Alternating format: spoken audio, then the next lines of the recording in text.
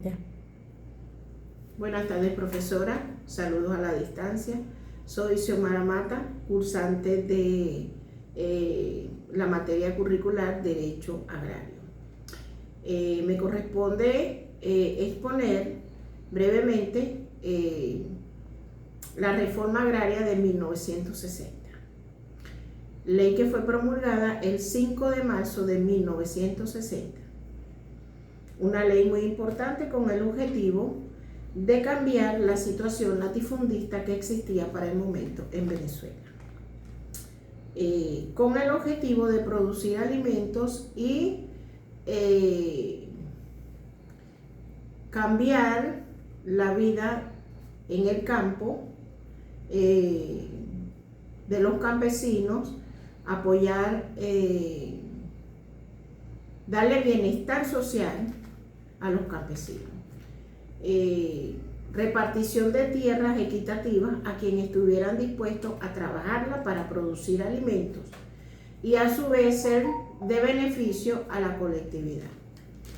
Dentro de las normas de la ley de la reforma agraria se creó el Instituto Agrario Nacional, que era el encargado de tener el control y la potestad de repartir las tierras a quien las solicitara con la intención de trabajar las tierras. En las mismas se crearon unidades de producción familiar e igualmente unidades de producción de cooperativas, que eran las encargadas de la producción de alimentos para la colectividad y para beneficio propio de sus integrantes. Con esta ley se pretendía lo siguiente: acabar con la gran cantidad de tierras improductivas, para producir alimentos. Con el impulso de la agricultura se desarrolló el campo agrícola. Dentro de las normas también existía la ayuda a los campesinos para mejorar la vida de su entorno, dándoles acceso a tierras productivas y herramientas para trabajarlas. Con esta ley la propiedad de la tierra cambió. Antes los que tenían la tierra, los poseedores de la tierra, pensaban que ellos eran los dueños absolutos.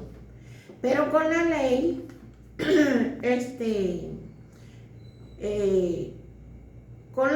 ¿verdad? Se empezó a ver que no era así, sino que no era un derecho individual, sino que era un derecho colectivo, que todos tenían el derecho de gozar de los beneficios de la producción de las tierras.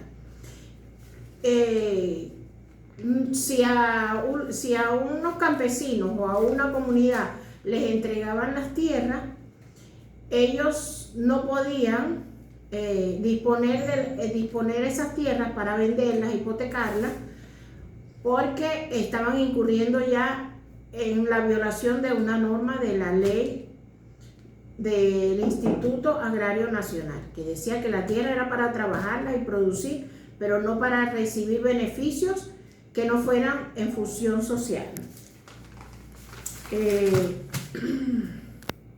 Esto significaba que si alguna persona tenía la tierra y no la usaba de manera productiva, el Instituto Agrario Nacional podía revocar esas asignaciones y entregárselas a quien nuevamente solicitaba esas tierras para trabajarlas y producir.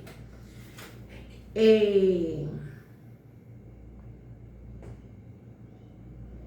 Instituto Agrario Nacional era el encargado de llevar la reforma agraria, repartir las tierras sin tener que comprarlas. Los campesinos podían participar en la búsqueda de tierras productivas. Bien lo podían hacer mediante solicitud ante el Instituto Agrario Nacional, y una vez validaban la certeza que esas tierras eran productivas se les entregaba a los campesinos para la creación de las unidades familiares de producción. También mediante denuncias los campesinos podían acudir al Instituto Agrario Nacional y manifestar que habían lotes de tierras improductivos y que solicitaban que fueran asignados a la comunidad para darle uso de producción de alimentos y la creación de esas unidades. Ajá. También puedo decir que una vez que que el INAH identificaba las tierras, las adjudicaba a los campesinos que eran los beneficiarios de la reforma, donde se conformaban esas unidades. Una vez los campesinos recibían la propiedad de las tierras, al principio no podían venderlas, como les dije anteriormente, porque había una norma que por un periodo de 15 a 20 años ellos podían poseer esas tierras, producir, beneficiarse ellos, beneficiar la comunidad. Pero ellos no podían ni vender ni hipotecar, porque estaban incurriendo en especulaciones. Además, las tierras del Instituto Agrario Nacional, además de las tierras que le dotaba el Instituto Agrario Nacional a los campesinos, también estaban en la obligación de darles dotación, tales como la asesoría técnica, para que ellos tuvieran técnicas para trabajar la tierra, el manejo de maquinarias y equipos agrícolas. También les facilitaban los créditos agrícolas mediante la creación de bancos especiales para los créditos y atención al campesino. Igualmente, el Instituto Agrario Nacional, con la reforma agraria, debía dotar de infraestructura a las zonas rurales, tales como vías dentro de las dotaciones que estaba obligado por la ley de la reforma agraria. El Instituto Agrario Nacional también estaba obligado a la construcción de vías de penetración, sistemas de riego y electrificación en las zonas rurales. Eso era una norma que también contemplaba la ley de la reforma agraria, para darle calidad de vida al sector rural. Si el campesino no cumplía con las normas acordadas en la asignación del Instituto Agrario Nacional, él mismo tenía la potestad de revocar la asignación y entregárselas a quien las pudiera trabajar. Todo esto de la reforma agraria fue posible y se fortaleció con la Constitución de 1961. Fue el pilar legal para el apoyo a la reforma agraria y la política agraria del Estado. Diversos preceptos constitucionales fueron esenciales para que se mantuviera esa ley y diera los resultados que se esperaban. Entre esos tenemos el artículo 90 de la propiedad, que decía que la propiedad no era absoluta, que tiene que servir a un bien social y público, lo que dio pie a que el Estado podría expropiar tierras para la reforma agraria.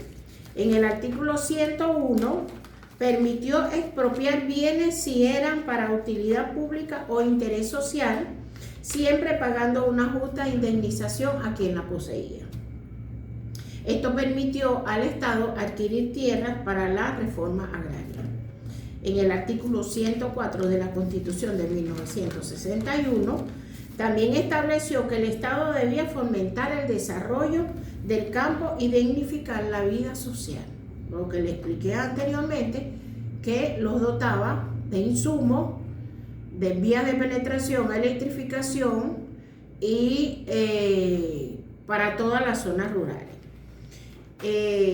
Por último, el artículo 105 de la Constitución de 1961 indicó que una ley regularía la propiedad agraria y cómo adquirir la tierra y prohibiría los latifundistas.